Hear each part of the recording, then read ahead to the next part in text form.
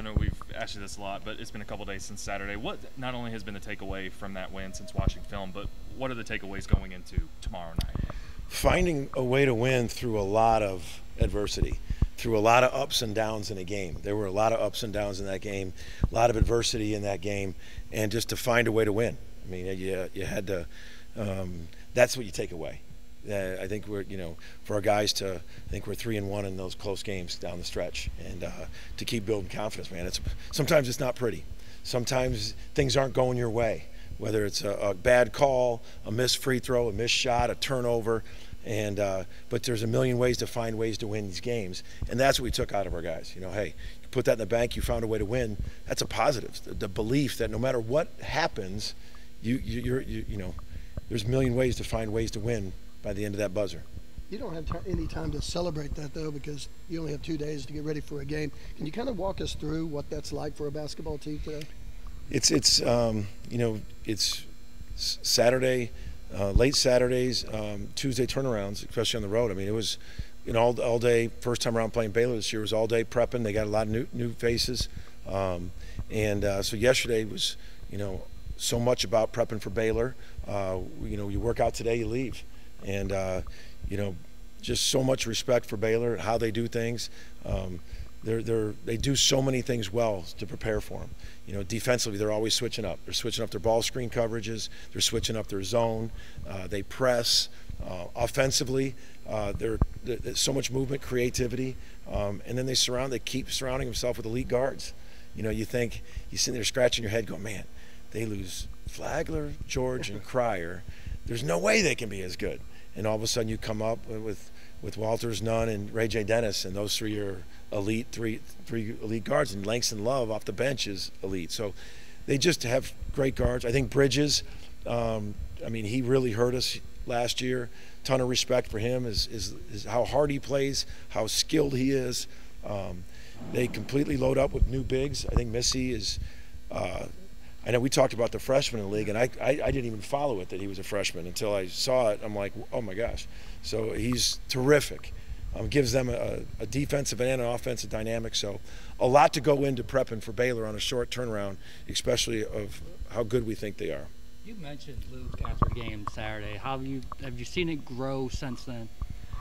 Absolutely. What I loved about Luke is we've seen him come in with a tremendous confidence. Like at Kansas, he came in, and then we've seen him where he hasn't played, which is more normal. Sometimes guys come in and they're trying to find their feet.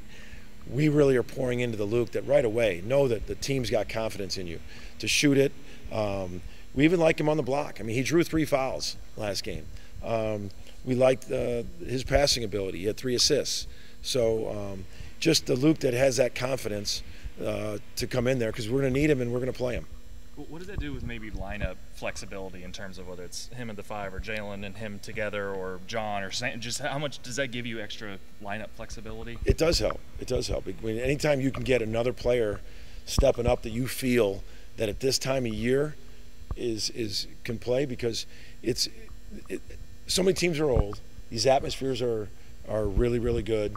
The teams are outstanding. So to have more guys that you have confidence in that is going to embrace that moment, and I think Luke is at that point. You guys have won twice on the road this year in the Big 12. What's it going to take to get a road win in Waco? Just resiliency and grit, resiliency to keep fighting through hard. There's going to be a lot of hard moments on the road, a lot of hard moments playing these elite teams, and your resiliency to fight through hard, the resiliency to continue to guard, box out, run, in transition. So a lot of grit.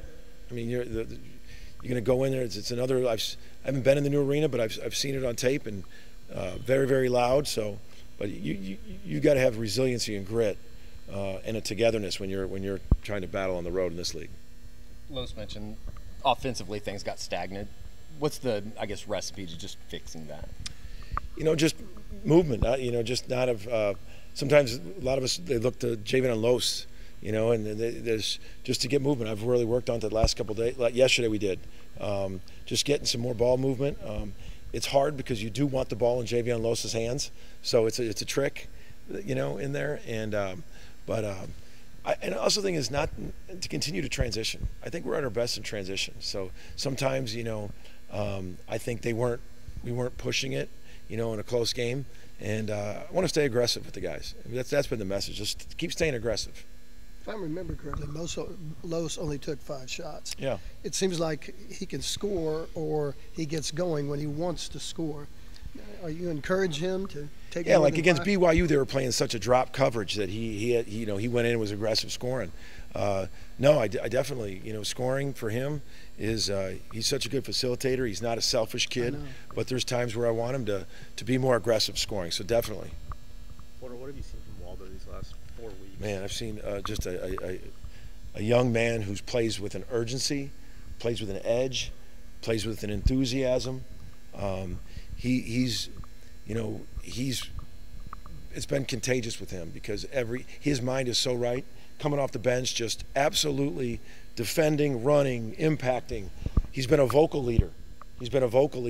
And the guys can tell that he's playing with an urgency, that he's in his final, 2 months of college basketball.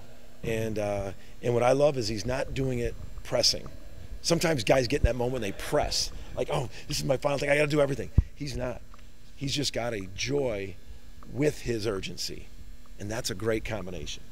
Joy and urgency, because sometimes you can have tightness and an urgency. He's just got this joy and urgency, and he's playing loose, and he's playing great. Kind of talked about those veteran guys, but like Waldo, Latrey, as seniors, just what kind of steadying presence do they have just with their experience? They both made little plays that don't show up in the box score.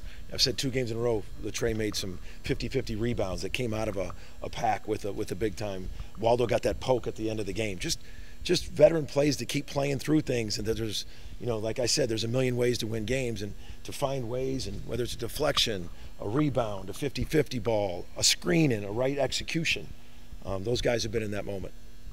What's your take on just where Baylor's at right now? They went through like a 3-game losing streak earlier, then won some, and then they're coming off the loss in Lawrence.